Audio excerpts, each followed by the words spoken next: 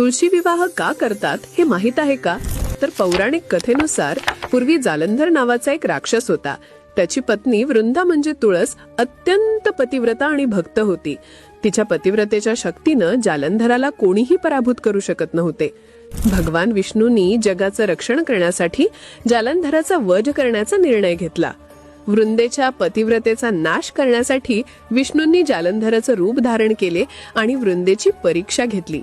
सत्य कळल्यावर वृंदेला खूप दुःख झाले. तिने विष्णूंना शाप दिला की तू माझ्यासारखा पाषाण बनशील. या शापामुळे विष्णू शाळग्राम शिळेत परिवर्तित झाले आणि वृंदा मृत्यूनंतर तुळशी वृक्ष म्हणून पृथ्वीवर प्रकट झाली. नंतर भगवान विष्णूंनी तुळशीशी विवाह केला आणि हा दिवस तुळशी विवाह म्हणून साजरा केला जाऊ लागला.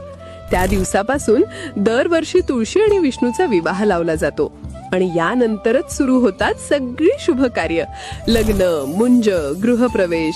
हा दिवस म्हणजे पवित्रता, श्रद्धा आणि समृद्धीचं प्रतीक. तुळशी विवाह म्हणजे फक्त एक सण नाही, तो देव आणि भक्त यांच्यातलं प्रेमाचं बंधन आहे. तर तुम्हीही या दिवशी तुमच्या तुळशी मातेचा विवाह लावता का? कमेंट मध्ये नक्की सांगा. Download ShareChat.